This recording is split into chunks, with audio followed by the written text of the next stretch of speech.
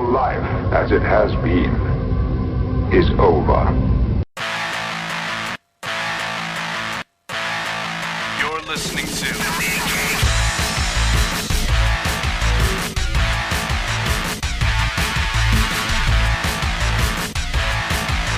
Comics Podcasting on the edge of civility.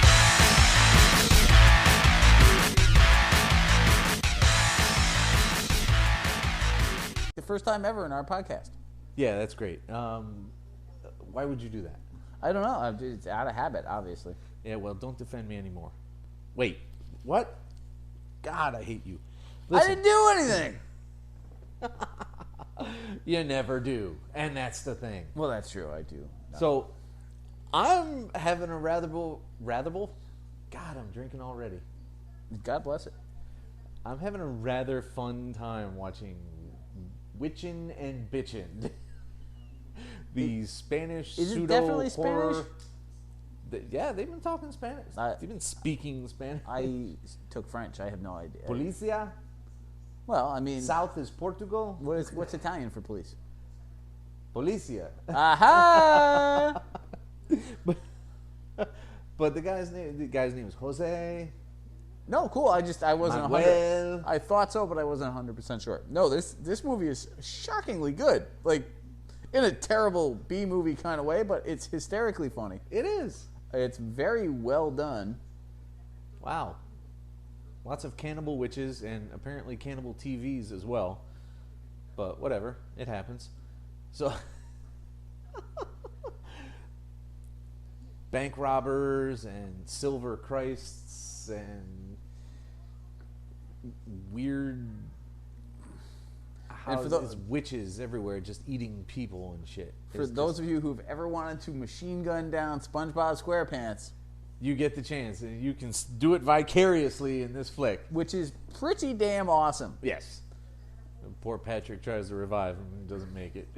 It's so much fun. Oh my god, hysterical. This is episode 188 of The Mean Geek. Comics podcasting on the edge of civility. We'll eventually get to some Marvels, but there is some news to talk about for just a little bit. What? Your introduction. What? You forgot to tell you who you are. I am the Tech Jedi, Adrian Hunter. And I am not. That's correct, because you are the Reverend Mad Duck, Bill Also Guinness. true. We are the only people who are ever on this podcast, and very likely the only ones who are ever regularly going to be on this fucking podcast, because we hate outsiders. Yeah, sad but true, really. I mean, we did a couple interviews. That was always fun. But, yeah, we've never really been able to... we try... Dan the Man was on a couple, but we've known him forever, so that hardly counts. We tried to bring in Danger Dave and Victor Warhammer, and that didn't work. Yep. Because Victor wouldn't read the books because he's poor. Couldn't read the books because he's poor. We tried Big, but he never showed. Yeah. Cabo, but he was always busy. Yep. And we didn't meet a lot of other people till much later, and Even now, though, one of the sad things about being a nerd, geek, whatever our in this region, nomenclature is we don't have a wide variety of people with similar interests. not in our region. I mean, we know guys who like certain things, but they're not likely to. They're not going to read 52 fucking comic books a month. Oh yeah, shit no. I mean, I don't even want to do that. Yes, you do. No, I don't. But I mean, you buy beer half the time, so I put up with it. Like it's really, And I get to watch crappy movies and drink beer. The same shit I do when you're not here, but I get to pay for less beer. Oh, I see. And actually reading the books means nothing to you. I like 4 of them. Oh, that can't be true. And sadly, not even necessarily the ones I buy. So, let's start with the simple news first. Holy crap, what is happening on this screen? I have no idea. They're pouring a frog into someone. Was that a frog or a heart? I think that was a frog. Ew. What? Like it would be better if it was a heart? Like, No, it wouldn't. It just seemed to me. Oh yeah, there's feet on that thing. Yeah, okay. Okay, I don't like this movie anymore. Yes, you do. First things first, they cut off the guy's ear, man. What, they cut off his fingers, they choked him, they pulled a tooth out? Yeah, that but guy they has didn't, not had... they didn't show us the fingers.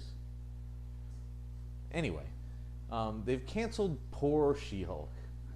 12 is going to be the last issue. I think that sucks. I was having a good time with this book. It is a good book.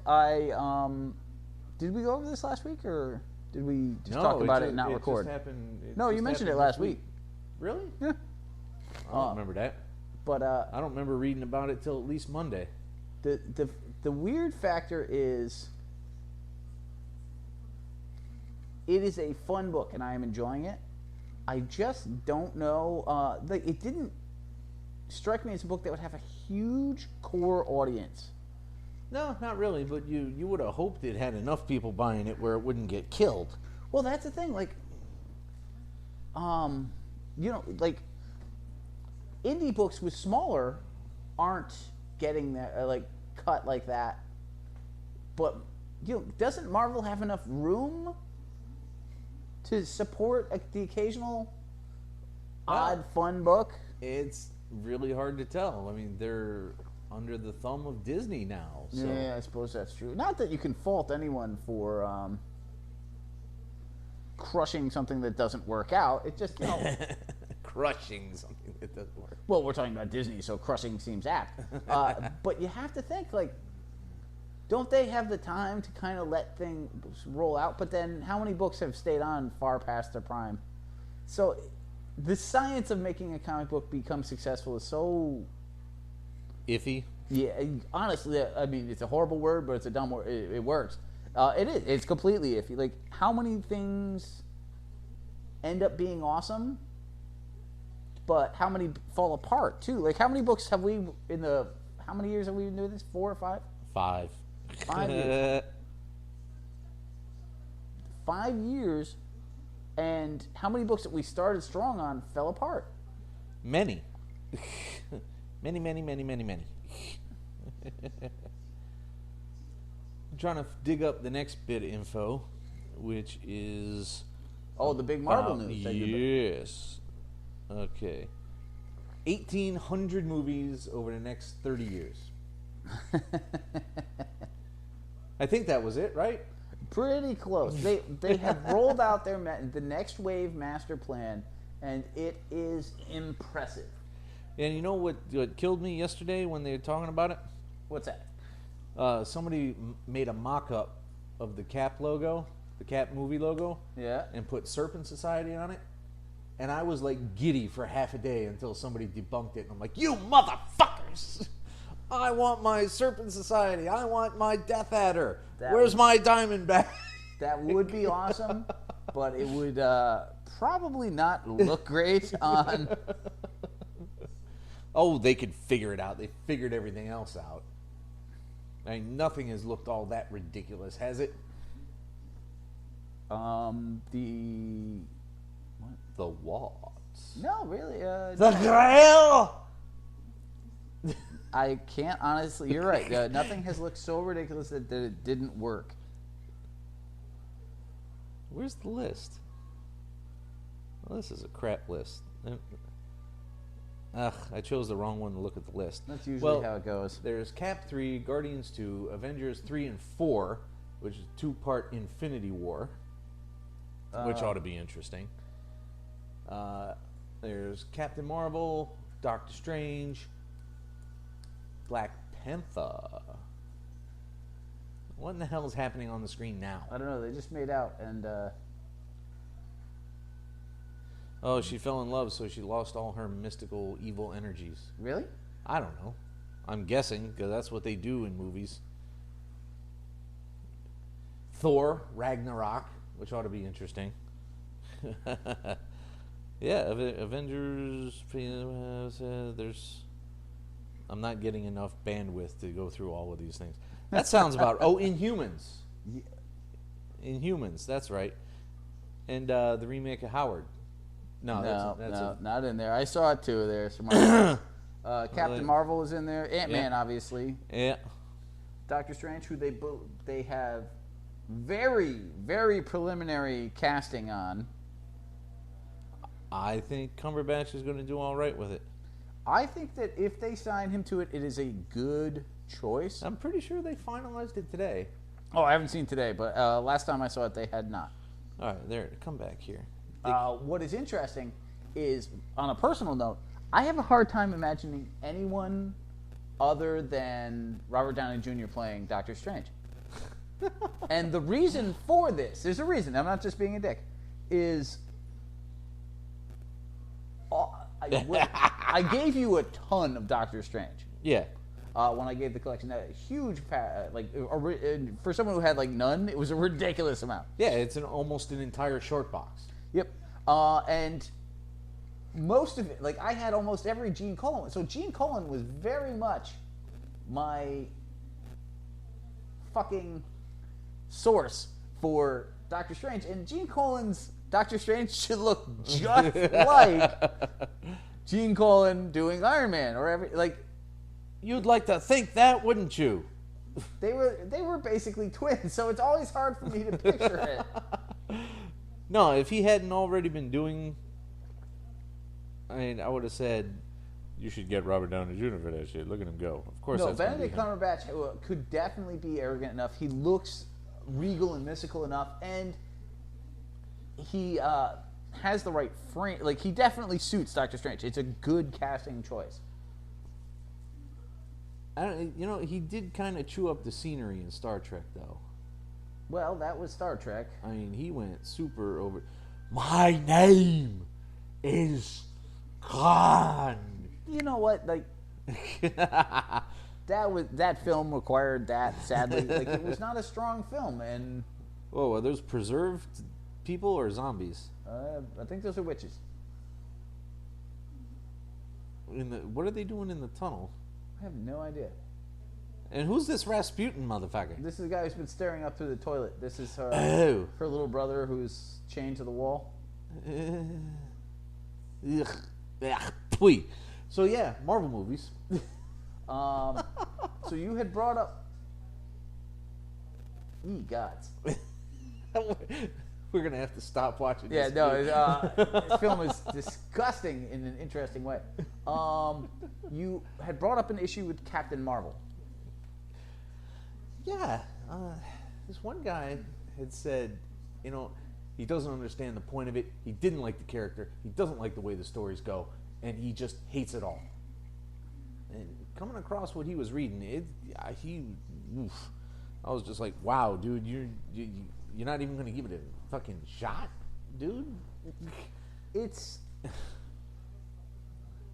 The thing of it is that Captain Marvel, and I've talked about this before, they're trying very hard to make her an A-list character. Yeah. And you can't force that. It has to happen naturally. But to have a problem with the film, like, they just made Guardians of the Galaxy be awesome. Yeah. They're making an Inhumans movie, and those guys have never been A-listers. And the last attempt to make them fucking pertinent hasn't really gone over all though. It's kind of petered out. Well, they just did the whole Inhumanity thing. Yeah. So they just pushed them back to the forefront. Just now. I mean, after all these decades. Right. Well, I mean, that's Jay Lee did that one a few years, like 10 years ago now. But they've had little resurgences, and Bendis made Black Bolt a larger character and played out in a lot of things. So now that's going to be interesting. How do you handle a guy who won't speak on the screen? You focus on the others. It's a matter of degree. But yeah, like the Inhumans is such a weird. But like Gorgon, there's going to be some odd things any way you look at it. Right. But considering how strange other things are, I'm going to give it its due. You know what? So far, there has not been a Marvel movie that I wouldn't watch again. Yes, there is. Which one? Ang Lee. That do you count that as part of this, though? I mean, if we from if the second one's in continuity, the first one has to be. But I feel like since Iron Man, yeah, Marvel. Since Iron Man is what I mean by a Marvel movie at this point. A Marvel produced Ang Lee's Hulk was, I suppose, the first attempt, but were the same people in place at that point? And, no, a lot of people weren't. No. And also, can you really fault them for that? Like, you hired Ang Lee, you hired a phenomenal director, you had a great actor in Eric Bana, like, you had Jennifer Connelly, which made you happy. It did. You put a sick cast in there. The director made the wrong choice. Like, he went too cerebral. And too surreal. Yeah, it just, but can you fault Marvel for that? No. But it is a Marvel movie. I mean, the second one was not a Hulk origin flick, so that by default it has to be a sequel. And now he's in the Avengers. He's in Avengers 2. Blah blah blah. He's mentioned in other places.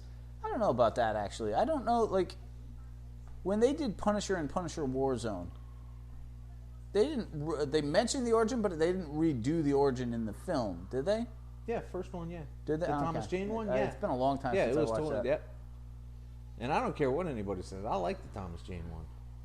Wasn't a bad flick. Neither was the the Warzone was not great, but well, I only saw Warzone once. And Titus Pullo wasn't doing it for me though. I thought he was a great choice. I didn't like the movie around it, but I thought he was an awesome choice. Like he looked like JR Punisher. Yeah, well, I'll have to do it again then. It's not a great film, but I thought he was a really good. Like he looked like that grizzled, older, square cut guy. Yeah, like Thomas Jane didn't look like the Punisher. Only looked like that when fucking Jim Lee drew him. Like, hi, I'm very attractive. I'm gonna shoot you in the face now. That's James Bond. The Punisher, like, tell me the Punishers that you enjoyed. He's not like some grizzled, ugly motherfucker that's walking into fucking hell and coming out slightly more depressed with a lot more blood on. Slightly more depressed with a lot more blood on. That's insanity. So, I'm looking forward to the slate, and DC did their slate, and it's just like, here's everything we're doing. DC, you see, DC is not the thing they don't get, and it's kind of important, is you have to actually deliver. Yes, the 3 Batman movies were excellent. The first one was very good. The second one was even better. Third one was marginally worse. Superman what was the last Superman? Man of Steel. Man of Steel, thank you. I didn't have the problems that everybody else did with Man of Steel. I liked a lot of it. It just wasn't really Superman. It was more like one of those alternate version Superman movies, like if almost like an Elseworlds. Exactly. Like it was just a darker take. Like how everybody eventually does an alternate world, and Superman travels and he meets his other version. Right. This was that, and it kind of drives me nuts because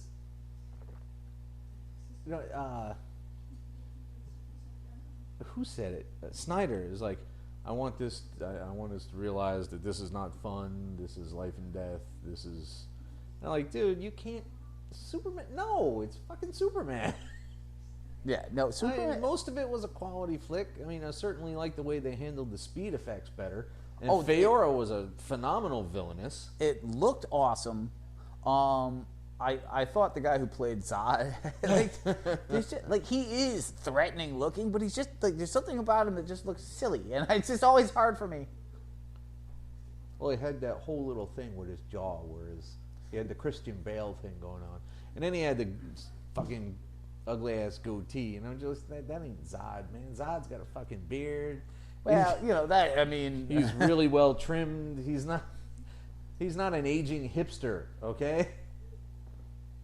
But you want. I wanted Superman to be stronger. I really did, as a film. But I didn't hate it. I just he was so. And then the Kevin Costner, Pa Kent was the best dude, and they made him into here's your life lesson. That's very important. I'm also very austere and not a lot of fun at parties. Yeah, that was probably the biggest flaw. And I'm not going to bother getting into the whole killing at the end thing. That's done to death. Yeah, that did irk the living crap out of me, though. That's where I'm going to stop with that. But we yeah, can like spend another 20 minutes doing you that have shit. to do, like, and then the Green Lantern film, which I know you didn't hate. I didn't hate. You were actually fond of it. I think revisiting For it a little to it- while there, I watched it too many more times, is what it was. Oh, okay. Because you built it up. Like, I was like, okay, Age says it's not that bad. And then I put it in, I'm like, fuck, hey, what? No. No, TJ, you get no points for this. You know, the the party scene where he's saving everybody with his constructs. I think and I've his fallen race asleep, cars. actually, most times. Every time I turn that on, I find something else to do, which says everything you need to know about that film. Hector Hammond was underutilized and completely unmenacing whatsoever. Dude, nothing looked good except Sinestro. Yeah. And you didn't even like the way Sinestro looked. But it was the best looking thing. It was just, there were so many things that could have been awesome about that film, and it just didn't deliver. I think Blake Lively was the best looking thing.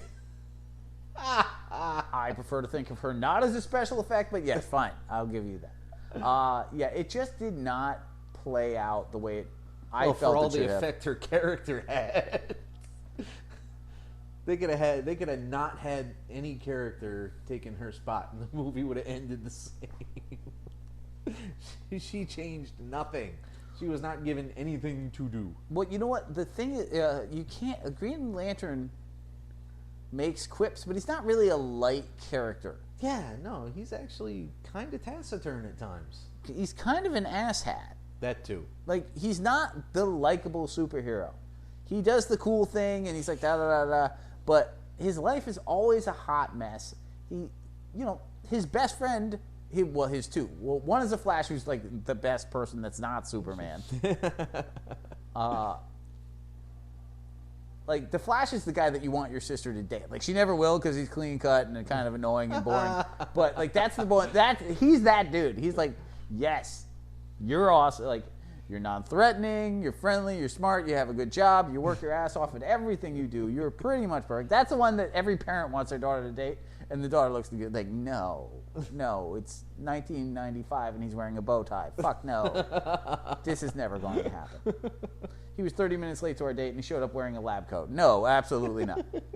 He smelled vaguely of fucking elderberries and some sort of chemical spell that I couldn't entirely put my finger on, and I did not want to put my finger on anything. Ew. He picked some sort of Swedish documentary about cheese. Okay, are you done? No, but all true. But on the other hand, Hal is like, Exactly. on the motorcycle. And then his other best friend is Come hang with me, baby. Right. And you're like, no, that guy's a dick. And she's like, I know. No, but he's a dick. I know. Fuck, man. This sucks. And then his other best friend is Green Arrow, who's worse. Hi, I'd like you to meet my best friend. Let me tell you why you're wrong about what you think. Who the fuck are you? We just met, dick. Wow. I think we better get to books. But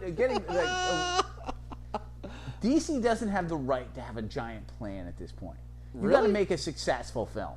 Well, If Batman Superman doesn't deliver, like, do you care that there's other ones coming? not really. So that's where I'm going. Like, obviously we got, off topic with the films themselves, but you have Batman delivered. You look forward to the next Batman film. Yeah. I'm not looking forward to the next DC film because for the most part they haven't delivered.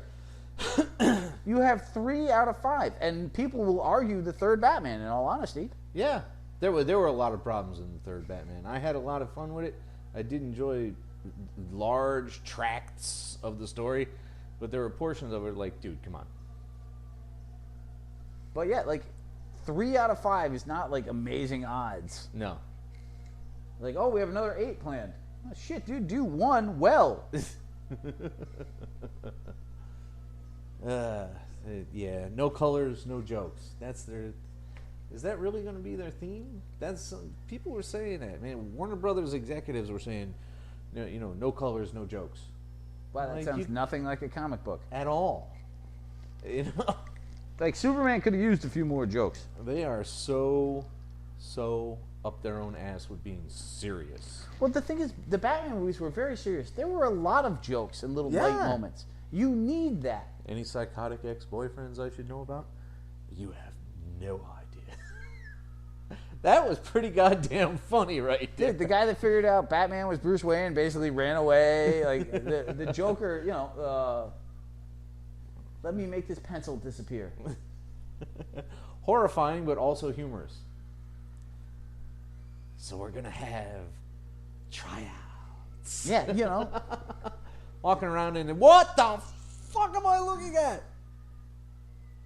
It's a giant 40-foot Earth Mother statue with no face. That is both horrible and awesome. Oh my God. So She-Hulk number 8. Starting with She-Hulk. This particular issue, we find out that Cap was visiting in the last issue because he's being sued in a wrongful death case. But is it? I'm betting it isn't. Although, there's probably Wait, you're a betting case that to be made. You're betting that it isn't a wrongful death suit. So you're saying Cap actually killed somebody? No. You misspoke. How do I phrase this? Yes, someone probably died in a situation that Cap was involved in. You can't fling around that much power and have the adventures you have and have everyone come out okay, despite what fucking Greg Pak says. So, now, the degree of Cap's culpability, I will find personally to be 0, no matter what the situation is. But the idea that someone died during a fight that he was in is not beyond belief. You know? It's true. So, now, Matt Murdock might be involved in this. Matt Murdock is the prosecutor. Yes. So that kind of sucks. I hated that. Like, that was so bad. Really? Think of one single time where Matt Murdock was the prosecutor. Well, he isn't. He's a defense attorney. He'd have to be working for the city. Right, but I mean, where he's the antagonist lawyer. No, never. Ever. One single time where somebody's like, I want to sue this person. Oh, I'm in. Unless it's a company, like he's gonna sue Cap on any level, no matter how right or wrong he thinks it is. It is pretty tough to swallow. Charles, it turns out, I was reading articles, turns out Charles Soule himself is a lawyer. Oh, okay. So that's why he's enjoying this so much, and it's, a book that he enjoys doing, even though it doesn't sell. So well, you know what? Nobody likes fucking lawyers like that. Well, like She-Hulk. She's a lawyer. But that's the thing. Like, if you get to She-Hulk and you get to the idea that it's a lawyer book, and people have made this mistake before. They focus too much on I'm a super lawyer. It becomes untenable long term. It's just not a Well, you do have to have some superhero adventure in there because she is a fucking superhero. The same thing happens to Daredevil. Like when an author gets overly focused on I'm and Daredevil's defined by being a lawyer. She-Hulk, historically, it's gone back and forth. Yeah. So, what are you gonna do? It amused me that Stark's planes have fembot stewardesses. That kind of amused me. Because if anybody's going to do that, it's going to be Tony. No, he's... And when I win my $250 million Friday on Mega Millions... Oh, there you go. I'm definitely going to have a couple of fembot, stewardesses. I won't even need the plane. I'm just going to have the fembot stewardesses running around. Anyway. Oh, man. And it amused me again, and I really enjoyed this because it seems like a prudent and smart thing to do, although probably illegal and unethical. But Jamie Madrox takes a cut of his lawyer duplicate's pay. Even though he's supposed to be reabsorbed. I guess they were apart from each other a bit too long, so he got his own life. Dude, it's so weird how often Jamie Madrox duplicates become a problem. Like, I had all but forgotten about the Multiple Man. Well, yeah, we don't read X Factor. So is he still in that? Like, last I knew, I haven't thought about it since their issue 200, where one of the most disturbing things I've ever seen in a comic, in a mainstream comic happen. What's that? You don't remember? No. He and I'm sorry, but I don't remember who the fuck it was. But he and his significant other had a baby, and he held the baby for the first time and absorbed the baby. Oh God, that's right. That's fucking twacked the shit out, man. That was horrifying. I'm almost shocked that we didn't follow up on that to find out, but we were so anti-mutant at that point. Yeah, that's something that may have to change. I don't know, because it was Peter David writing it. So, you know my affection for the fat Jewish man. What? Yeah. Have you met the guy? You have. Yes. Actually. Yep. He's very nice. So that makes it a fun book. So, Amazing Spider-Man 6.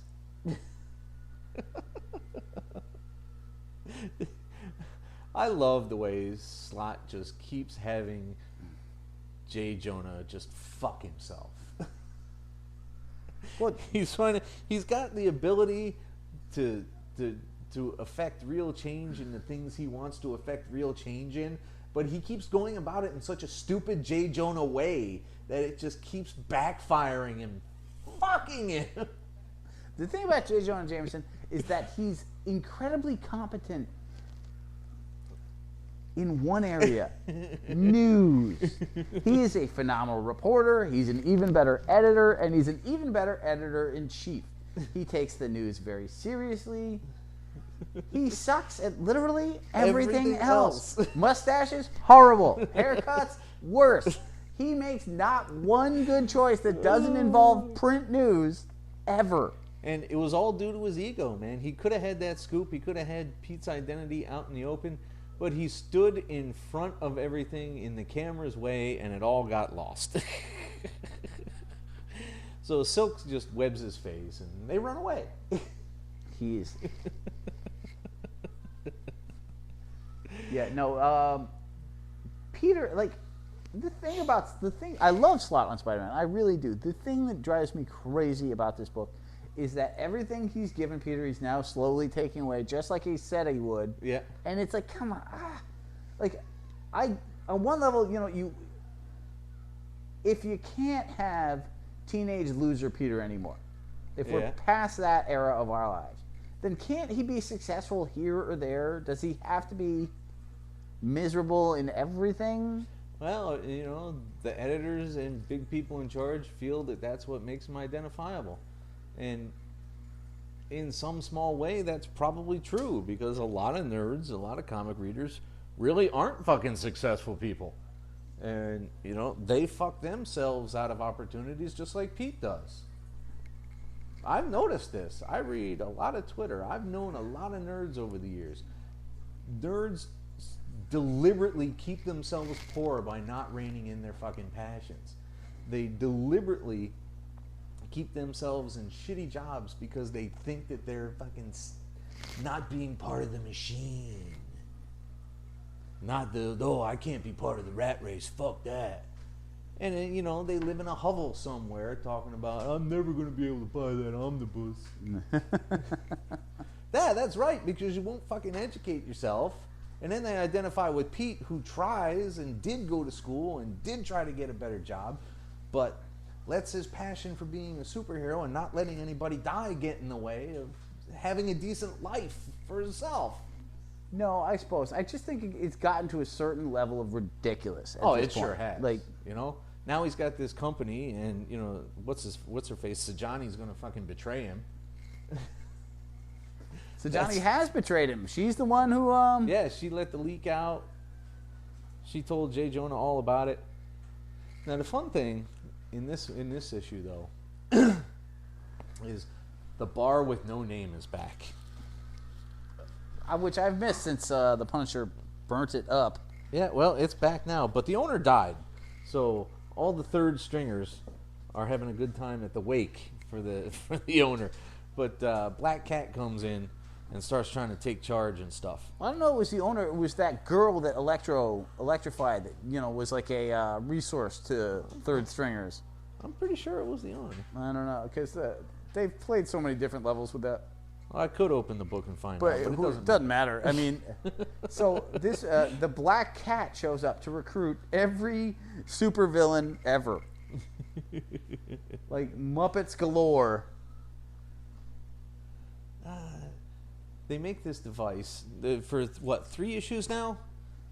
Pete and Maria and Sajani have been working on this device that Sajani just doesn't back because she wants to make a profit, which is not a bad thing. No, you know what? Like, if our business role model is let's take Electro's powers, and that's one project, man. You're not eating next year because of one project. Not to mention, like, do you really need to freaking? How do I say this? Like, yeah, it shouldn't be your first prize. Like, come on, like maybe we should make like techno socks or something. Like, let's really up our fucking use of successful items. Then once we're a working business, yeah, you can do like Banner was going to do. Make a world-changing thing every week. He's got a team for it. Banner was doing it on his own, but Pete's got a team to do it. Well, Banner had S.H.I.E.L.D. and a ton of people on his team. Yeah. So I mean, you figure Pete and his guys could do one a month maybe, and then have side projects where you capture and de-electroize people. But no, Cat ruins the device, but somehow it works anyway. Max is depowered, so. And then there's the Sajani's plot against Peter, and the kid just killed his sister. Ugh. Magic is bad. Stop with the magic. But like usual, it's an amazing book, and I had lots of fun with it. You dig? No, I totally enjoy Spider-Man. I love Slott on it. I do, like I said, I'd like to see the occasional positive. I really would, like, the ups. I miss them. The ups? The up moments. Okay, I get it now. I was like, what, is that some shit supervillain group I never noticed before? It could be, you don't know. From the Incredibles to the ups. Now, there's Uncanny 25 and 26. And I think it goes 25, Uncanny 26, or all new 26, right? I couldn't. The pattern of these things is so confusing. Well, in 25, which definitely comes before all new, where it's revealed that for years Charles hid the fact that he was suppressing a mutant of untold power. So let's tear down our dead icons even further. It's so interesting. Like, at no point did I think the original sin would be Charles Xavier's original sin. Well, that's one of them. I mean, everybody gets one of these issues, one of these original sin things. Well, but yeah, it was definitely intriguing to see that, and I liked, I liked that they really stayed in character with Charles Xavier. It wasn't like, oh, I just totally turned this kid off. It was, there was like literally an entire issue of hologramic Charles discussing, should I have done this, should I not have done this, what was the correct procedure here? Yeah, he didn't make just a unilateral decision like the Illuminati would. Right. It was, I don't want to do this, but I think that I have to because I don't know what else to do with this kid, and he's like crazy, dangerous, and powerful. And it was a different period. It was, mutants were less successful than they are now, which is horrifying considering how unsuccessful they are now. So he had to kind of freaking stay on top of these things. So from that perspective, I thought that was really well done. Yeah, I can't see too much wrong with him having done that, but it is questionable. Oh, so that was the crazy talk in 25. But so you have like this really well done moment with Charles, and then you have Cyclops going, well, fuck that. How dare he? How dare he? Everything is a lie. Like, you blew him up with your face, dude. Like, rear it back. And And I'm not even the only one saying that. Like, No. dude, when Iceman is the voice of reason in a room, shit has gone bad. And there's your title. I think we used that title with for a similar thing with When Human Johnny Torch. Storm notes you fucked up. I think that was 98, maybe 101, But, something yeah, like like- that. That was a while ago. Cyclops is so thwarted and frustrated that his father figure hero did a bad thing for a wider good. I'm like, don't you guys do that like all the time? And that's why cult of personality is such a bad thing. You know, you got to recognize that people are fucking people, even if they're mutant people. Well, I mean, obviously they're using not obviously. It seems like they're using this for Cyclops to have a breakdown and sort of reclaim not being the worst person ever. Yeah. And I really enjoyed the moment where Wolverine looks over. He's like, I'd like to point out that I'm perfectly calm, and I'd like to get full credit for that. Yeah, Because that he was should. good. It's like, no, dude, I'm not even involved. Like, I'm sitting here not stabbing him in the face. I think, I should get a point. Yeah, what these guys, what many characters in comics like to blow by, and it's totally the writer's fault, and I find it incredibly lazy ways of creating conflict, is the whole, my whole life was a lie routine. One person doing something bad 40 years ago does not mean that it negated all the good they did in the intervening 39 fucking years. No, it's a ridiculous conceit. The other thing I'd like to point out about this book is that why do we have this many X-Men? They're always together again. Like, can you even tell who's on what team anymore? I remember that Kitty and Cyclops and Emma are all on the team with the kids, which is Eva and the healer guy and Goldball And the and the trio, the Cuckoos. Yeah, that's right. They did leave, didn't And they? one or two Magic's over there too. Yes, sometimes yes. Magneto. Like, but you see what I'm saying? Like, it's gotten out of hand, and I'm going to talk about this further in the Hulk because the Hulk is doing something really interesting. But like, it's just there's just so many damn mutants. Like, they got rid of mutants, and there's still so many mutants. And I don't remember if it's this or one of the other issues, but you see Dark Dazzler. Yeah, that amused me. She's all pissy now. Dazzler has become a goth. Like, that's a fucking hip or good thing. That is so not. Dude, and the Magic's costume, like, these Wouldn't it be people crazy if Alison Blair went fucking Norwegian death metal? that album might sell. Dude, get Tom DeFalco on the phone. That idea writes itself. I can't wait to put that in the quotes. But then we go to 26 and all the I think they actually had this backward. I don't know how. I don't know which storyline fits in the which. But now they have this super secret thing that they have to execute from the will. Yes, they have to go find this boy, Malloy. That rhymes. And make sure that Professor Xavier's mental blocks are still in place. And he wants Cyclops to go with either Rachel or the top psychic that they have there. Yeah. But they... did they bring Emma, or did they bring a couple? Yes, they bring Emma, because that's what she does, is really, hang around with Psyche these days. Well, no, the mental... Yeah. She's a psychic, whatever. But like usual, his dick meter blows a fucking fuse. I don't want to do this, I don't want to go. And like the entire room's like, dude, you killed him. Do what he says. And it's kind of hard to argue that. It really is. Like, first off, I mean, it's not like you're giving the kid back all his memories. And when they show up, they find out he doesn't even want the goddamn things. But somebody is killing people in Carolina, so that can't be It's him. stomach. But yes, Professor Xavier goes back, and the kid starts to regain his memories. He's like, "Fuck no. Like, I don't want. I crushed my parents to death while playing fucking Devil Dinosaur versus Gojira, or Which I would have paid $1 to read. what was it? Was Devil Dinosaur versus Fing Fang Foom, Oh, that's right.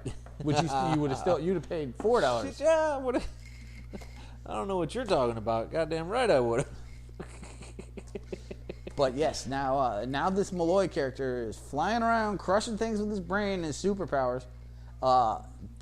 And the moment where Cerebral, wow, there are just too many mutants with C's. Like, Aren't there? I keep Callisto, Caliban, Cyclops, fucking Colossus, Cerebro, not a mutant, but really plays in. But Cerebro, that moment where they're like, oh, that's a really big ping. Yeah, how many times can they have a really big ping that scares us terribly? They just did the same thing in Nightcrawler in the last one we read. Like, yeah. It's like, oh, this is the most powerful mutant ever, and she's a tiny child. Except for this giant one that's happening simultaneously. Yes. Yeah, it's a little overplayed. But they flashed back to the Cyclops' kids team training in their version of the Danger Room against the Avengers. And healer guy, dreadlock dude, Eden, I think. I guess. Because there's Eva, who is not No, the I think healer Eden person. is his hero name. Like, All right, well, let's call him Eden for now. I'm not positive on that. Eden but I think questions this because he knows that the Avengers are good guys. And he's like, look, man, if we're fighting the good guys, then that by default makes us the bad fucking guys. Do we want to be the bad guys? And then the cuckoos come on. Celeste comes up with this horse shit about the future. And of course we have to be the bad guys. We've always been the bad guys because we're the different outcasts. Blah, blah, blah, and we have to fight for our survival. And blah, blah, blah. We can't actually become, civilized beings on this planet and, work out differences. No, we would never want to do what Charles wanted. Well, I mean, I really liked that. This is horrible. I can't believe I'm about to say this. I really liked that when I read it till you just defended it, and then I immediately disagreed. What? And bear with me, because it had nothing to do with you, actually. Like, I'm not taking counterpoint. It was just hearing it. Because when I read it, I'm like, yeah, no, like, this guy is making really good points. He's like, why are you training against the Avengers? But if you go back through X-Men history, they've trained against heroes all the time. They've trained against other mutants all the time. Wolverine, evil version of Wolverine, attacked like 2,000 times in the Danger Room. They trained against everything. It's a training room.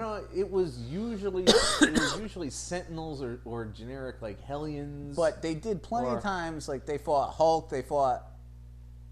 Well, I mean, at those points, the Hulk was a force of nature and not something to be trifled with. But all I'm saying is they've trained against heroes and villains many times, both. It's not a new concept. The idea that the Avengers are going to come against Cyclops is very likely. So it's not a dumb idea. And questioning that is very logical. But at the same time, like, if you've read the X-Men, you've seen Danger Rooms where they're fighting. Like, they fought fucking Obnoxio the Clown in there, for fuck's sake. Everything has come up once or twice. Well, I mean, there's a degree where it's, yes, you need to have complete training. And then there's the other side where it's, whoa, dude, you really want to be the default bad guys? You don't want to figure out how you can not fight? You know what? I mean, training to fight is not a bad idea. Questioning it is not a bad idea either. That's the real issue here. Yeah. Is like, they're all like, no, this is totally normal. Like, no, maybe, learning how to blaze off Captain America's face shouldn't be something on my to-do list. Exactly. So I don't, like, him questioning it makes total sense. It's just like, as I heard it, I'm like, well, they've done that plenty of times. Like, I could go down into the fucking basement and pull out 4 or 5 issues. Like, look, they're all kicking Spider. Like, I guarantee at least one a week somebody programmed in, like, let's all beat up Spider-Man. I don't know about that. Because he's an annoying bad, like, just think about the it. X-Men have never really done. I mean, Bobby is like them. Maybe Beast is like them. But nobody likes Spider-Man. That's the point. Kitty likes Spider-Man. Well, true. So does Luke Cage now. But over the years, like, Spider-Man shows up, says annoying things, doesn't tell you anything about himself, and takes off first. Well, everybody wants to hit him. All true. If Ben Grimm had a Danger Room, it would just be him fucking pummeling the Hulk and Spider-Man on a weekly basis. Like, all very true. Do you want to run the Doom scenario? No. Give me Spider Jerk and Hulk ass. Wham! Wham! Completely true. I will not debate that with you. Now, one of the more fun books this month was Thor 25, with the Thor girls sitting around the Asgardian library trying to learn our Asgardian history. One of them having a good time, the other is just like, I guess this is important, and the other one going, fuck this, man, I want to hit something. And they're reading the stories of, Malekith's origin, about Laufey's death, and they find a book Thor doesn't want them to find. And then open it. Well, you know what? First off, these girls are dumb, all right? If you're even if you're a god, if you're in a god library and you find a book that somebody hid and chained, don't open the motherfucker. No, never do that shit. Chained books, sealed crypts, ancient caves, always leave them alone. All right, and put down the fucking myths. Read H.P. Lovecraft and fucking no, bad. You do not get a donut for that. But that's just the story of the she-Thor that's coming this month. Now I'm looking forward to that. But this book was good. This is the final issue of the Thor under Jason Aaron, except the new book will also be under Jason Aaron. Yeah. So issue 25 ends Thor, and it ends on a strong note. It's a filler issue in that it's 2 short stories. I will say, fucking anybody in DC who's working on Secret Origins needs to read the origin of Malekith and Yes. see how that shit is done. Yes. It's like, here's a character we don't know a lot about. Here's a lot about him. Oh, you want depth to this character? Here it is. In 8 fucking pages. Told tightly, told succinctly, horribly, told artfully. This is good shit. That's how you're right. You're 100% right. That's how Secret Origins ought to fucking be. Right, you're reading about a character. Like, did you know Malekith's origin? No. I mean, I knew he was a dark elf and a dick. That was about it. Yeah, scientifically, that's what I had. I didn't know anything else about Laufey either. Yeah, no, they were both really well done. Simon Bisley. It's funny because I was reading the second story and I'm like, this is like, more cartoony Simon Bisley, and then I looked at him like, no, it's just Simon Bisley. Silly me. It was a fun read. I love Aaron's take on Thor overall. I am not excited for Thor Girl in the slightest. And that's really? not because I have any problem with Aaron. I'm sure it will be very well done. I just don't need another replaced hero. That I can see. I mean, we just had Red Hulk. We just had Bucky Cap. We just had Dick Wayne. Dick Bat. We just had fucking Superior Spider-Man. Iron Fist running around in Daredevil's costume. Like, all this has happened in the last 5-6 years. Like, that is simply too much. Hawkeye is Ronin. Like, stop.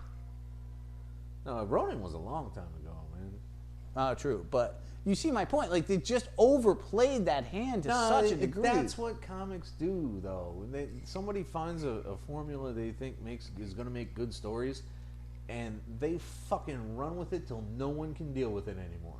I mean, I'll give you, I trust Aaron. I think it will be well done. But I don't think it's exciting. I don't think it's a big deal. And I don't think it'll be around in 2 years' time. Like, it's what we kept saying every time. No, it probably isn't. Absolutely. And if it's not, then why do I have to fucking sit through this giant deal about it? Like, first off, everybody shut up. Anytime any of these things happens, shut up. Like, oh my God, how dare they turn him into a girl? Shut up. It's not going to last.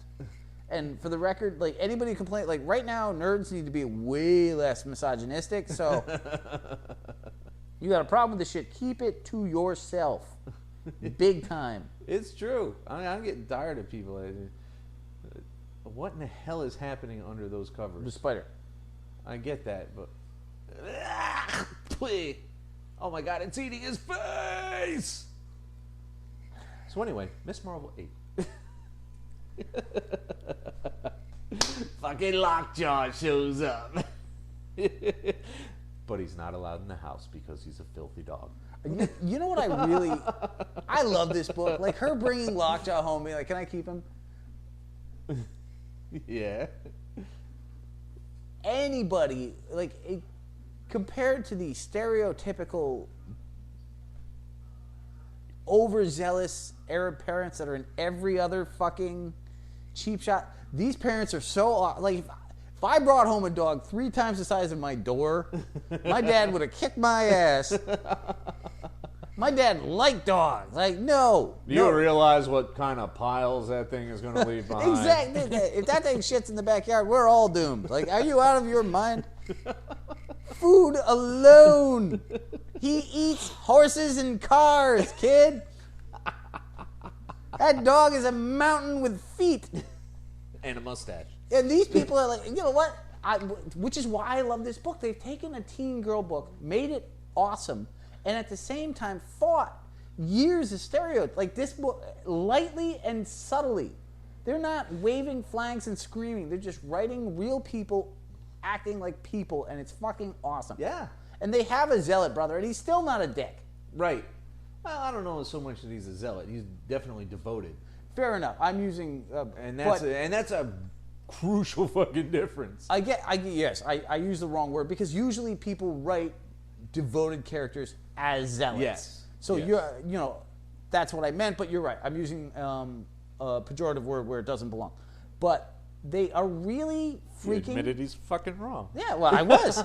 It doesn't happen often. Revel in it. There's your title. The Rev admits he's wrong. Film at 11. But it's such a good book, and they're playing with her powers, and she's still learning. I just really like it. Now she's off to find the inventor, because she and Bruno think they finally nailed down where the hideout is. So she has Lockjaw teleport them to it, where of course they have to fight a giant inventor robot, powered or piloted. Not sure which is which. I think it's piloted, but it's kind of powered. It's hard to say.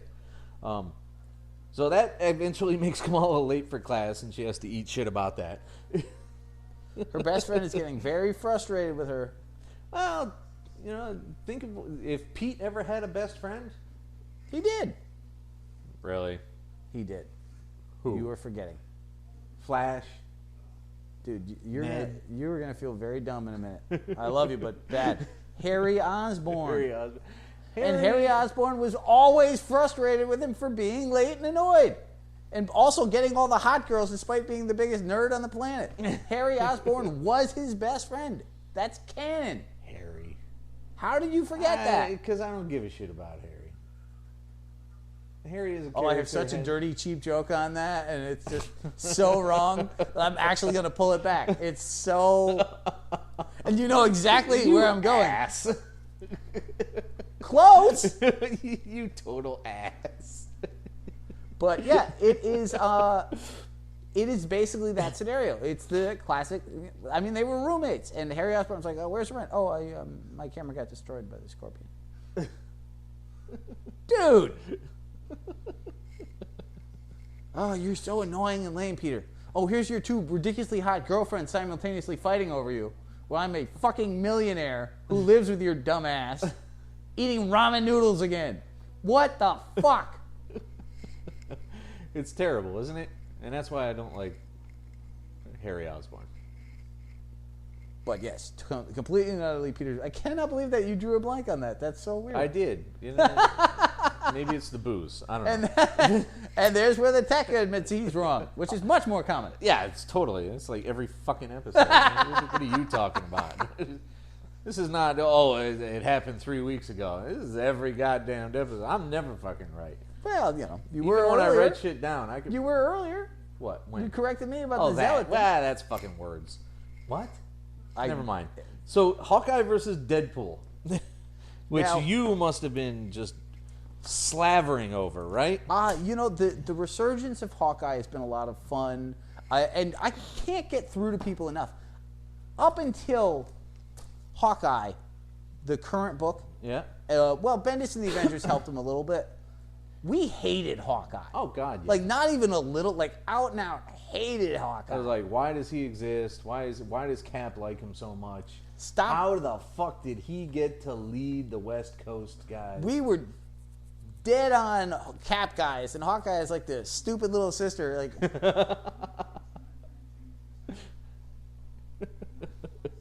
so it's Halloween, and old DP himself is out there with his like girlfriend and her kids. his life model decoy. Like, it was so confusing. Like, we don't read Deadpool regularly, so like everything that's going on the Deadpool side, I'm like, I don't understand any of this. I'm Deadpool today.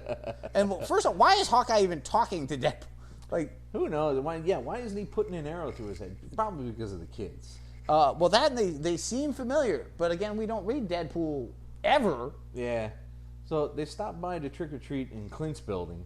Well, because Clint has a reputation of giving out full-size candy bars. Yes. And you need to get in on that shit. Yeah, Those don't last. Dude, yeah, $1 Snicker bar for somewhere ringing along a the doorbell. line, Shit, yeah. Somewhere along the line, for some god-awful reason, some doofus stole the HR records for all of S.H.I.E.L.D. and doesn't know why, and he drops them off with Clint, but then he cacks. So he's murdered outside the door. So I guess there's going to be another issue of that somewhere. Well, this was the Zero introduction issue. I guess it's a 4-part miniseries that we didn't order. Are you sure? I'm reasonably certain it's on the list. Oh, well, maybe we did. This is issue 000, which is always pointless. But yes, I thought, again, Deadpool done well is a fun character. He is pretty much the most overused guy in the Marvel Universe at this point.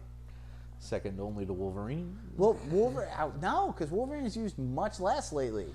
He still has a ton of books. He's in every X book and half the Avengers. But compared to how big he used to be... I wanted that to come out my mouth the other way around. Okay, there's also a cheap joke there. Seconded only by Wolverine. Yeah. No, I would say, you're probably right, though. Wolverine is still the biggest, but compared to how bad Wolverine was... Oh, God.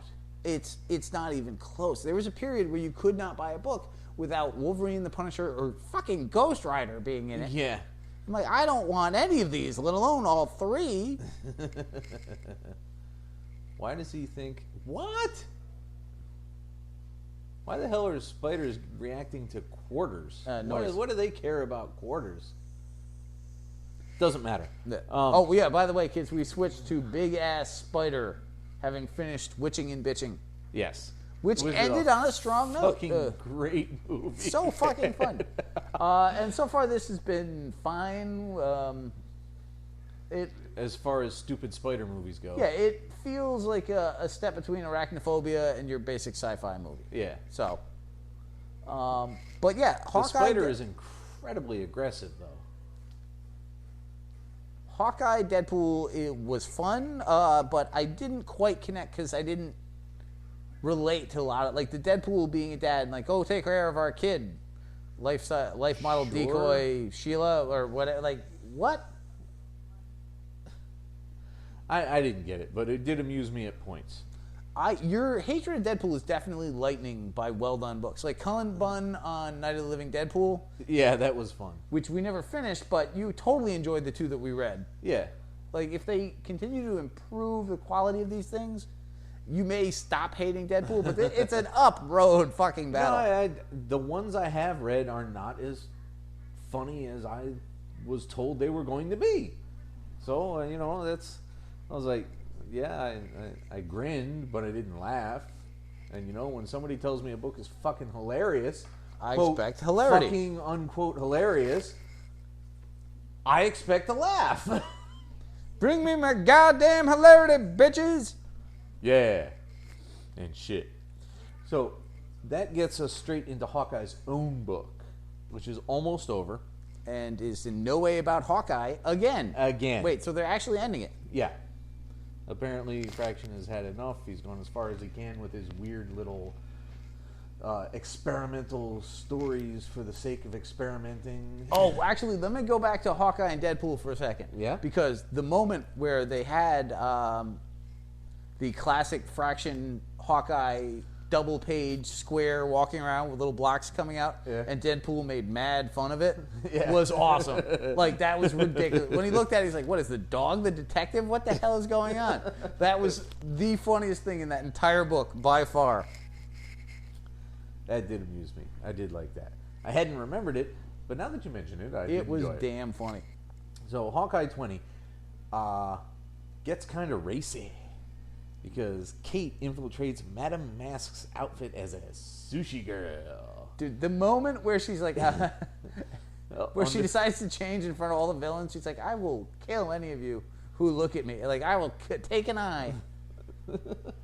Kate has some balls to her, man. Occasionally. She's also kind of just flat out goofy and thoughtless sometimes. Now, Mask is providing LMDs or clones for rich people. I'm not sure which it is. Did you get it? Did you figure it was LMDs or clones? Basically, life model decoys, but they use the word clone a lot. So, like, but do we really know it used to be a robot back in, who knows what it is now? Right, I did really enjoy, for those of you who remember, because Hawkeye has been a while since the last one. Yeah. I had a huge historical info moment where I talked about Harold H. Harold. Yes. The vampire. And how he died in Doctor Strange when destroyed all the vampires, and this was not the correct usage of Harold H. Harold. And there's a moment where he uses the word "we're like vampires." I was like, "Aha!" So I don't know if they were using the life model decoy to kind of play into that as well. But either way, I thought it was a clever little thing. So where was I? Kate is basically... She gets caught and gets the crap kicked out of her and then framed for murder. But not before obtaining evidence against her father.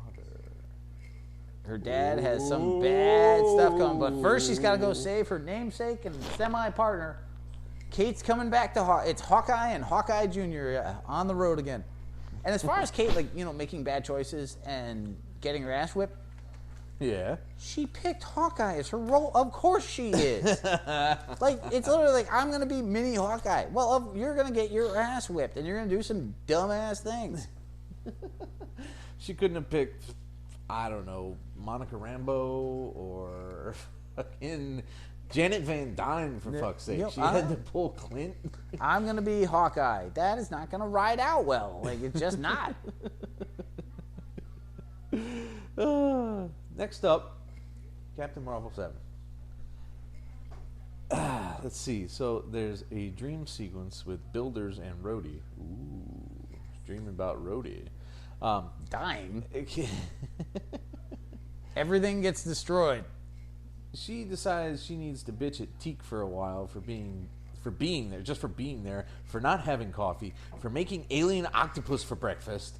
That is not bacon. That can't be trucked. I can't. No. Octopus? Alien octopus? If I was really super, super hungry and I was in Japan, maybe octopus for breakfast would fit. I don't know. But alien space octopus for breakfast with no coffee? Sorry, pal. Go screw. Not cool. Now, Rocket has been trying to get Harrison. I love that.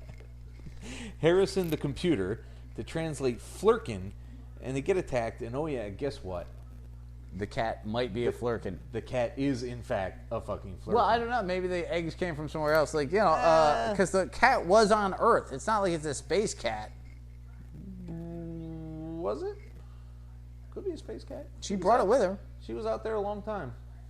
But any way you look at it, any time that you have Rocket Raccoon and Captain Marvel together, shit is going to be hysterical. I don't know why that is, but it absolutely is fact. They play off each other well. It's so rare. Captain Marvel, it's just such a well done book. Now? I did not like her last run on the character. I can't stress that enough. I didn't think it was a great take. I thought, it was getting a lot of press that it didn't deserve. And she's just nailing it so much better this time. Yep. When she's talking to Tick and she's like, oh, by the way, she's like, I already have an overly stressful best friend. I don't need a second one. I have Spider-Woman. I don't need any more drama in my life than that. That's just subtle, awesome writing. And Rocket and her, that's Bendis level banter. It was so damn funny and well done. Is it funny to you you can use a phrase like Bendis level banter? I'm a pundit. Right. I'm not even entirely sure what that word means. Commodore wife should be agreeing with me, not shaking her head in disdain. Disdain. That is not at all cool. We support each other in this relationship. That did not feel like support. I've seen that. That's not a kiss. That's a kiss off.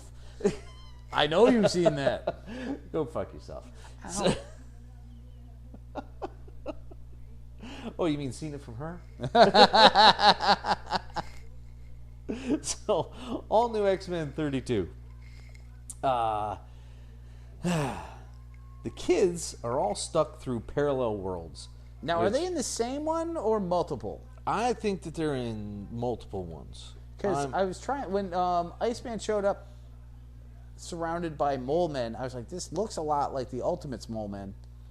Yeah, but then Miles is there, so it probably is the Ultimate Mole Man. But the Miles other is ones with weren't nearly Jean Grey. as clear. Yeah, X-23 shows up on a football stadium. That was not helpful. Angel meets, like, Junior Wolverine or something. Yeah, I'm not sure who that was. But there's I've never read Ultimate X-Men, so that could be their Wolverine. I don't know. Maybe. Parallel worlds. Hank seems to be in Latveria, right? Yes. Yeah, he thinks he's in Turkey, and it turns out... Yeah, that's right. That is awesome. No. How do you spell, Turkish and Latvian? I don't know. I've never heard Turkish. He's supposed to be a genius. You'd think he'd be like, oh, oops. Oh, well, that's not a Ural-Altaic sounding language. Which sounds so pretentious and horrible, but you'd think Hank would be able to do it. Like, he maybe not know the language, but I can't speak Italian, but I know it when I hear it against Spanish. I don't know any of that shit, but I certainly don't know Turkish or Latvian. But if you're a superhero, genius, and doom is doom, wouldn't you pick up a little Latvian? Like, wouldn't that be a language you'd look into? Like, but I think he must have seen the castle, and how many, Gothic Eastern European castles are in Turkey? Probably quite a few. I mean, you think? Yeah, you had castle was not European. Well, fortresses weren't European. Castles definitely were. You know what? I think this is stuff I fucking researched, man. Don't you worry about it. I think if you looked into Turkey, you'd find a few castles. Fortresses. Palaces, not castles. No. Nope. Anyhow, Angel's in the Savage Land. Bobby is, like you said, stuck in the Mole Man, and Jean is definitely hanging out with Miles Morales. And that was a kind of fun sequence. It was pretty amusing. I have not read a single thing, to my knowledge, about Miles Morales. So it was interesting to me how he was written exactly like Peter Parker. Like that dialogue and the please don't read my mind again. Like, you wait, all my thoughts. Like, I'm a teenage boy. Like, I can't control. Everything felt like Peter Parker. It was so you could totally erase Miles Morales and put Peter back in that suit, and you would have not noticed the slightest difference. Yeah, which is kind of bothersome because they made such a big deal that it's Miles, and it's his character as well, isn't it? That's the thing. I don't know. Obviously Bendis is writing this, so I have to assume that's Miles Morales. There's probably depth to the character we're not seeing in the 3 pages that he's on. Well, yeah, there's that too. Yeah. But yes, this felt completely like Peter Parker. And well done, Peter Parker, at that. Like, this was a fun take on if you read his mind, he's going to react just like that. And I am more than cool with that. All right, so we got a mere 4 books left. Dun, dun, dun, dun. So you want to get some more beer, or what do you want to do? You want one? Yes, I would. Yeah, so we're about to go to the Hulks because I've had it with X-Men. No, that's not true. It's fine. No. Now, Hulk 6, where he's got this weird mohawky thing going on, which mildly irritates me a little bit. Now calls himself Doc Green because... Still better than Mr. Fix-It. Is it, though? Because at least... I mean, yes, he's acting like a scientific doctor in this role, but at least Mr. Fix-It you expect from a fucking strong-arm mook in Vegas, Well, I mean, I like Doc Green for the simple reason that you are guaranteed to turn Doc Samson and Doc Green into the same thing like 30,000 times. Like, you'll be like, Doc Green, God damn it! Blech. Forget the fact that I hate Doc Samson, too. With every fiber of your being. Every fiber that isn't being used for Deadpool. But wow, there's just... Oh, that is... Yes, big-ass spider. Absolutely true. Ew, he's eating him. Anyway, so Doc Green and A-Bomb argue for a while fighting a bit, because old boy just doesn't want to be changed back to Rick Jones. And really, who would? No, you know what? I've read stories where Rick Jones says, "Oh my God, I've had a wonderful life being a superhero sidekick, and it's been amazing." And no, he's had a pretty crap life. You read most of what's happened to him is like, I was a sidekick, and then I had to swap bodies with some doofus, and then... Rick Jones has had better experiences than pretty much anyone ever, and that in and of itself is awesome. However, A-Bomb is just not one of them. Like, no, he really isn't. But he gets to be powerful, and he kind of looks like the Abomination, and but he acts like a frat boy, and no. But I know that you hate A-Bomb. Not since the 80s have I thought, even in the 80s, I've never really thought it. The books I've read, I mean, I'm sure he must have been way early on because he was a doofus, but I've never gotten the impression that Rick was such a frat boy asshole. I think you're stating that. The thing is that Rick is not a subtle person. So when he had superpowers, it's like, I'm going to punch you now, because that's who Rick Jones is. It's not like, well, here's my crafty plan. Like, Rick Jones' idea of a crafty plan is fucking Mousetrap. Like, oh, wow, look, the net fell and it captured it. Like, I win. Ha ha, got you, Doom. No, Rick, no. That is not a good-looking spider effect, man. That thing could look a lot better. But you have to really acknowledge the fact. But yeah, your frat boy aspect is that A-Bomb's just kind of dumb. Like, it's a dumb concept, and he acts like a dumbass. Like, it's just not well suited. So, but it's not like he's sitting there fucking roofing girls. Well, no, yeah, there's that. There's no actual. Not that frats do that, but what your idea of frat boy is the worst case scenario. Like, you're describing, like, the douchebag anti-Animal House frat guy, right? Yes. So. Yeah, and he really hasn't endured that. It's just you got that concept of him, and then you like the name, so you ran with that. But the thing is, like, he fights very hard to still be A-Bomb, which I don't understand. First off, it doesn't seem like he can turn back. No. And Rick Jones' whole life is about, women and guitars, music, and yeah. Now you live under a rock, like you're a troll, dude. Like, not like ugly, like you're actually a fucking troll. Like, you read your Tolkien, you are a motherfucking troll. Like, you should be sitting there like, yeah, fucking test this on me. I will say this, though. Yeah. It is never a good sign from a character standpoint. Now, this could be bad writing, but it's never a good sign when Banner decides to fuck with science without testing things. Yes, that is always a horrible idea. It doesn't happen very often. It's like, hey, I've got this idea. I'm going to give it a go. Never, ever, ever works well. No, and it's so rare. Like, that's Pym. It's like, I'm just going to test this now. In the field. Yeah. In the live fire environment.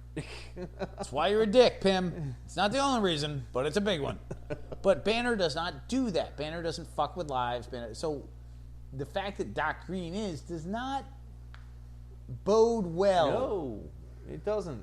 And I hope that that's the case, that it's actually, building towards the character being iffy and not just bad writing. Like, yeah. But having said that, what I liked about this is there's a moment at the beginning of one of the books that we read this month where Maria Hill is talking about, get the Avengers. Yeah. I think it was back in the X books. And they're like, they're all off planet. What? All of them? There's like 50 teams. Yes. All the ones that you need. And what I really like is that at this point, the number of gamma-based heroes and villains is out of hand. There are too many Avengers. There's too many fucking X-Men teams. There is too many goddamn Hulks. Like right now, there is Hulk. Yep. She-Hulk. Yep. Red She-Hulk. Right. Red Hulk. Right. The Abomination. Yep. Scar. Yep. A-Bomb. Yep. The Leader. Yep. And there might be another one or two. Like, that's 8 or so. Like Doc Samson. Oh, is he gamma based? Yeah. I totally hate Doc Samson. Not to the degree you do, because who has time? It's not like I devote days to a blog. I hate Samson. Like if you were to type "I hate Doc Samson" into the internet, your name would probably show up. I bet not. Although I can't confirm. So that would be the best blog ever. Like, why I hate Doc Samson. Like, I would read that shit daily. And we get updated like 3 times ever. Well, how much do you gotta say? Like, but you always hope. Like, you find these weird blogs that are like, back in the day when the internet was still, when people actually still did shit like that. Yeah. Because they don't to the same degree. No, they use Tumblr now. Yeah, exactly. Or Twitter it. But, when you used to get like just this random blog, and they'd have like 2 updates of some guy saying the most insane shit, and you keep going back, waiting, and it would never come. Yeah. I remember those. I remember them well. As we totally veer off topic. Yeah, so whittling it down is awesome. And the idea of Doc Green versus Thunderbolt Ross's Red Hulk, I am all about that. Like, that's great to me. I actually, like, first off, Red She-Hulk has to go away. That's just horrible. Yeah, I never saw the point of making Betty a Hulk. And I think he brought her back from the dead so they could return Betty. But at this point, like, let's just get Betty back and lose Red She-Hulk. Yeah. I mean, you could do something else with Betty besides make her, yet another super strong, fucking aggressive person. It's just. But the other thing about this, so not only are they whittling down all these fucking Hulks, but on top of that. And it's too bad because I believe we just dumped this book when it's finally getting interesting. I didn't find it interesting enough. No, I totally understand it, but it's again, this is not the first time it's happened. It's like, oh, we're done with you. Oh, upswing, fuck. Is that, and this is just awful if you break this down. Hulk's back characters are all Hulks. They really are. Yeah. He doesn't have any non-gamma powered supporting characters. Except that team of intimidated scientists. Yeah, and they have no point. And they have no depth at all. They aren't characters. They're people who occasionally say lines and then get intimidated by Banner. But you've got, if you go back to the original Hulk, yeah, you had a core supporting character of Thunderbolt Ross, Betty Ross, Rick Jones, and Glenn Talbot. Yeah. Boom, 4 people. They were people. One of whom is became like the leader. What the hell happened to Talbot? Like, he's dead, but I don't remember how he died. I think he's died like 2 or 3 times. I think he did it. I think, of course, that probably happened in the David run. On top of that, the other one's dead. The other 3 are all Hulks. Yep. Like, that's insane if you say it out loud. And up until this point, had you ever really thought about that way? No. You just were like, there's too many fucking Hulks, whatever. But when you really look at that, like, I mean, what are you going to do? Bring the Pantheon back? No. Like, there's no back. And that's the danger you get when you realize that variations on one thing will sell more shit. Right. Because that's why Funkos are fucking popular. They have the exact same physical structure to every single doll. They repaint it so it looks like a different character, and they make $1 billion on that stupid little design. Hey, it's fun, cute, and collectible. That shit will always make money. But the point is all variations on one theme. They've got that stupid little structure with those dead shark eyes. And you hate those things so much. Creep the fuck out, man. Dude, I don't find them remotely repulsive at all. Like, I think they're cute. Like, they're adorable. I don't want any. They don't bother me in the slightest. I literally have had to stop myself from buying you 4 of them. But the only thing that changes is the paint job. Yeah. And that's what they're doing with Hulks. That's what they're doing all over the place. Like, Red Hulk was an awesome concept, and it was done really well. And you remember, like, we picked it up haphazardly. We found a couple rogue issues. You had a couple. I had one or two, and then I bought a couple of the graphics. That's not true at all. You had the whole run? The entire first 12 and gave up. The entire first year of it. Did you really? Yes. I totally blocked that out. Yep. Well, because what happened was it was happening before the show. Oh, okay. So you read them haphazardly, but I got them I did not consistently. know that. Yes. Did they box a shite? Because I think I got a couple random ones from No, you. they're still sitting there. Okay. But yeah, I bought the 2 graphics, and I bought 1 or 2 since then. Yeah. I think there's 6 in total that tell the whole. But Red Hulk ended up being pretty goddamn awesome. And I would be saddened to see that character go, although I would also understand it at this point. The one girl in this flick, and they're going to kill her. So yeah, I mean, we forgot that there's still a MODOK appearance in this issue. That's true. And that was, when MODOK is just sitting there getting bitch slapped by the Hulk, and they don't even show it. They just imply it. He's sitting there petting it, like, yeah, do as you're told, MODOK. But then again, that's also dumb. Like, how do I guarantee there are no more A-bombs? Well, I'm going to make sure MODOK doesn't by beating him up. Yeah. Like, of all the things out there, supervillain words are just not worthwhile. No, they And really aren't. MODOK? Especially MODOK. Yeah, exactly. Like, no, absolutely. You can't trust him to stay cowed. MODOK is the most self-righteous, like, I am perfect. Hulk just beat you up. I don't recall that. I have no recollection of that. By the way, could you step over there? That never 'Cause that's where happened. my What are death you ray talking lands. about? Like, no. And like, all the guys that saw that, all those SHIELD agents are going to have horrible accidents within a year. And they'll all be dead. And MODOK will be sitting there going, what? No, I have no idea what you're talking about. Oh, I know what I did there. Yeah, no. It's just, so I'm all for this. It's unfortunate because the A-bomb fight wasn't bad. I did think, we broke the needle. We need to teleport me a new needle. It was a little lame. Yeah. So it's still not clicking on all cylinders where I'm like, dude, we have to repick this up right now. No, losing this book is not bothering me. I would have liked to seen the Hulk fight. I suppose. If it continued on an upswing, it could have been well done. But it's such a small upswing, and the rest of the book has not done anything for me. No, not really. Including the art and the weird little fucking Hulk pinhead thing. Yeah. 6 issues is sufficient enough for me to decide. At this point, with the amount of books that you're buying and the amount of these that I have to read, like, yeah, I'm like, things get dumped if they're not good because new shit's coming out that we do have to try and whatnot. Like, yeah, you earn your spot. Because what gem is going to be in that new batch, man? We've missed shit constantly. Yeah. And at 54 fucking books a month, we still miss good shit. Yep, we missed Skull Kickers when it came out. Yeah. We missed fucking. So you got to cut Fatal. losses. Well, we missed the first issue. We could have picked it up on 2. But we did miss it. Like, Yeah. like fuck. And thank God we didn't pick it up on 2 because that wouldn't have made a lick of goddamn sense. We missed Ghosted, which was awesome. Yep. Thief of Thieves. Thief of Thieves are specifically skipped for money purposes. But that's my point, is because of other books you're missing. It doesn't have to be like an accident. Well, when you say missed, But we missed out on, is what I'm saying. missed out, yes. We made a choice in some we didn't notice.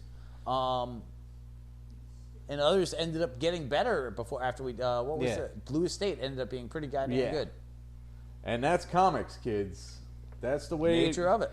It's the way the motherfucking cookie goddamn crumbles up in this bitch. Man, I hate when cookies crumble. Right? Need them soft batches.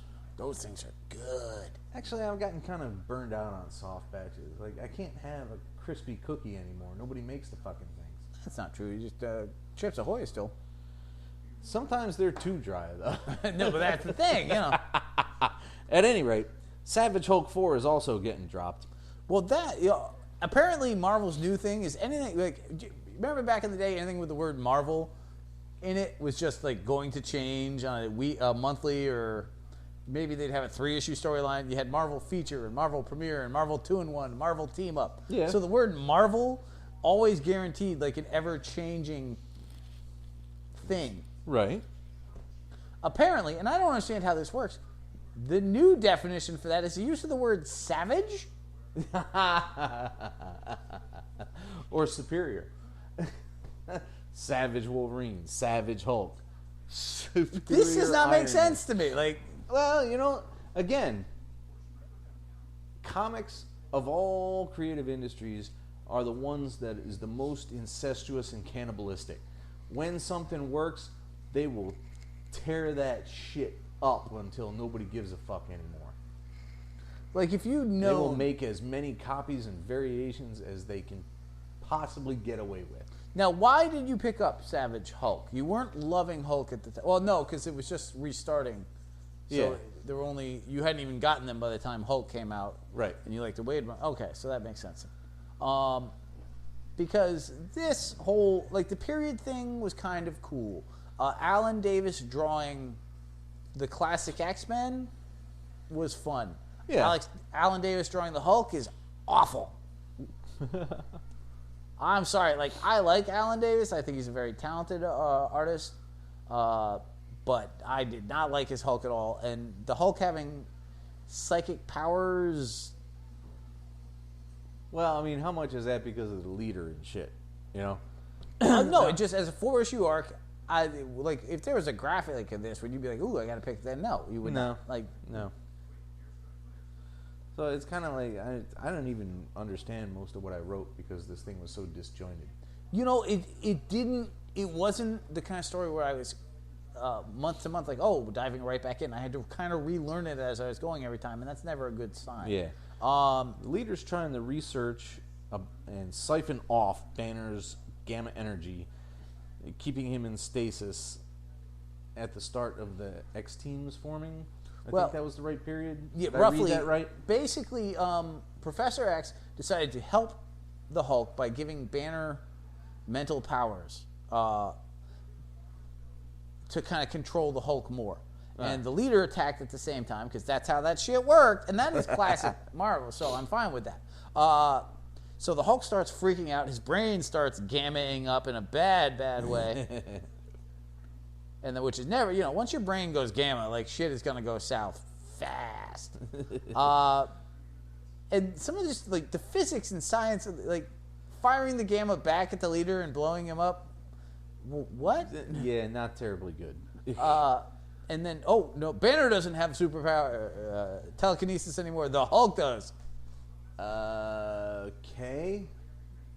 Yeah. But you did have the cool moment. Like it had some epic moments. The moment where the Hulk is standing there in front of Professor X and makes the choice himself to not destroy them. Like that's your keynote fucking Hulk moment. It's like, no, I'm the big green monster, but no, I'm not going to crush you guys for not doing anything wrong because I'm still Bruce Banner too. Yeah. And Xavier knows it, and the rest of the X-Men are all like, dude, nice job with the mental block, Xavier. Like, you ever wonder how often Professor Xavier just was like, yes, that was excellent, children. I did a phenomenal job there. Because it's amazing how you were able to make that guy miss that incredibly close shot to your brain there, Professor X. Yes, I totally did that with my awesome brain power. So Charles is a retroactive hero? I'm just saying, I'm sure he does plenty of amazing things with his brain, but don't you think once or twice they gave him credit, like, how did you get the sun to block out behind that cloud at exactly the right moment that we were fighting Solar? Yes, children, my brain is very powerful. Yeah. Yeah. Wouldn't you just be like, yes, fine. I mean, don't feel that it's really crucial of the mechanism of how it was done, so much the fact that we defeated evil once again. It was particularly taxing, and I don't know that I'd be able to do that again, so never count on me to do that one again. You're a good boy, Cyclops, and dumb. We got 2 books left, so let's call this bitch a game. What do we got? We got Cat 24, where Zola has the Unavengers there to distract the fact that he has a bomb in New York City. Oh boy, a bomb. That's the big thing. That's our fucking It's Zola, dude. climax is a bomb. I've invaded with my cyber fucking alien bug things, and the end was just to blow shit up. Like, that's like perfect Zola. Like, you put all this effort and you created all these things, and like you created alternate versions of the Avengers that would exactly be here, that might be able to beat their own counterparts, so that you could blow something up. Just so you could blow something up. Zola is the kind of guy who would walk 15 miles to get a cigarette when there's one next door. Like, it's just, he makes stupid choices. So he tries through most of the issue to get Jet Black back to his side. Say that 5 times. Back in black. So he has the trigger to this stupid bomb set with a psychic device that Red Wing gets overzealous with and actually breaks, starting a premature countdown. Because that's the new thing in fiction, is you can't just have it blow up anymore. You can't have somebody... Well, if it blew up, everybody actually, dies. You can't have it actually, count down and say, oh my God, the last 10th of a second, snip. Now, you just have to have, premature, holy shit, we fucked up. Well, you know what? I actually like that, because if you think about But it happens a lot. No, but think about this for a moment. Like, I know what you're saying. It's a trope. But pretend that you're Arnim Zola for a moment, okay? Your master plans fall to crap 101% of the time. Not 99, like not even 100. 100. Sometimes things you didn't even know were plans fall to crap. Like, everything you do doesn't work out. Wouldn't you, if you're building a bomb, give yourself enough time to get to another room? Because it's not going to go off when you want to. It never does. I know you're like, dude, you're like no prizing it up. But the fact of the matter is no, if I'm Arnim Zola, like, yeah, that thing's going to have a motherfucking countdown, because I've got a fucking tube that I can slide out the back. So for my next evil plan that won't work either, which I think is going to involve fucking Muppets. Like, I don't know, but I need time to not be here when shit blows up. Because if he built bombs that blew up as soon as you've tampered with them, he'd die all the time. Like, it just... You have to recognize the fact, like, this is not going to go well for me. Historically, like, I'm hoping it will this time. Yes, I'm cautiously optimistic, but there's going to be a huge motherfucking window. It's not like an escape route. There's like 15. Arnim Zola doesn't go into a building if he doesn't have 32 ways to get out of it, because he knows somebody's going to show up and punch him in the face. It's like, I just wanted to get my hair cut. Dude, you have a TV in your chest. You have no head. You're very judgmental for a superhero. Terrible. So I totally like that. I mean, to me, that worked. I've seen it too many times. I get it. I do. You're right. It makes sense. Next case. But I loved the moment where he's fucking with Jet Black, and it was so psychologically and well done. Like, remember, as much as I don't love his Cap run thus far, yeah, he does little things really well. And when Zola is sitting there going, like, how do you know that I didn't plan for you to do this and be noble up until the point where I turn you back into being an asshat? Like, am I not that kind of person? Like, I'm your father. You've met me. You're completely right. Like, how many times in our relationship have I turned to you and been like, hey, you know I've been fucking with you for the past 6 months on that, and that's not actually true. And you have to sit there and be like, is it true or not? Because it's entirely possible that you've been lying to me for this entire time. Like, I literally have no idea which way to feel now. Asshole. I'm going to assume that that's a yes. Like, you see that point. Yeah, it's true. So, douche. With that as a given, I love the moment where he's just sitting there, because she had to be sitting there going, crap, I don't know what I'm thinking anymore. And that's supervillain 101. Like, when you can get in their brain, and Cap is the best for that. Like, when you fuck with that dude, although it never works, because he basically just shakes his head and goes, no, I just like punching people in the face when they're fucking Nazis. That's... Like, he resets really well, but he's so easy to get in his brain and be like, dude, am I doing this for this? No, they've done that tons of times. Like Luke Cage, no. And he's just like, no, I will fight through this. Exactly. But you do that shit to Luke Cage, he's like, dude, fuck off. Like, not once have you ever seen Luke Cage like, I don't know, am I a good guy or am I a bad guy? Do I like a metal hat? Like, do I want my shirt to button up? What? Never. It's like, I'm going to punch the purple man, and then I'm going to punch him again, and then I'm going to kick him. just for difference, I'm going to go back to punching him because I really enjoy that more. And You're on an excellent tear tonight. Sometimes you get me in the right mood. And then this has the big fucking moment of the Falcon blowing up. Which, unfortunately, there's no tension for. Because we know he's taking over next month as Cap. You see, I'm like, Now, if they had gone old school and the only way to get any information about what was coming was Marvel Age, then I might have been worried for Sam at this point. it's true, but I'm like, dude, what? It so blows my mind. Like, are they going to give him a super serum? Like, where are they going from this? Oh, no, that's a good point. They might give him a variation on the super soldier serum to heal his wounds from this. That's a good point. But yeah, something has. I hadn't thought of that. There has to be some scenario that leads this to that. But the last thing I expected was for them to blow Sam up. So as a cliffhanger goes, yes, you're right. Of course, that because we live in an age where people tell people everything, months and months ahead. You have some definitively disappointing build-up. So I'll give you that. But I totally did not expect this issue to end with him blowing it. Like, that blew my mind. I am looking forward to the next one to see how they get out of that, because he seemed to blow up pretty distinctly. Yes. So let's finish off with Black Widow 10. Ending on a down note. Yeah, tiny bit. Not that bad. Somewhere in the undefined past, Nat got a terrorist accountant out of Islamabad. Which, sounds like a really bad destroyer plot. Being trailed by Hawkeye the whole time. Years later, that guy is Isaiah's kidnapper. So the accountant has turned terrorist and gotten the lawyer. Case closed. The cool part is, like, Hawkeye, obviously they're going to bring Hawkeye in, and the Hawkeye-Black Widow relationship is a particularly fucked up one. It is. And with that being a key part of the Marvel Universe movies, it'll be interesting to see how they do that in the comics. And you have a different Hawkeye now and a very different Black Widow.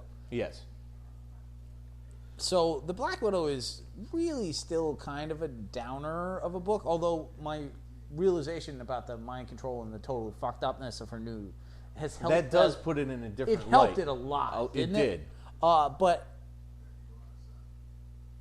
I just don't see where they're, like, did everyone she ever did a good thing for turn out to be awful? For this, for 10 issues, it sure seemed that way. Yeah, it's like,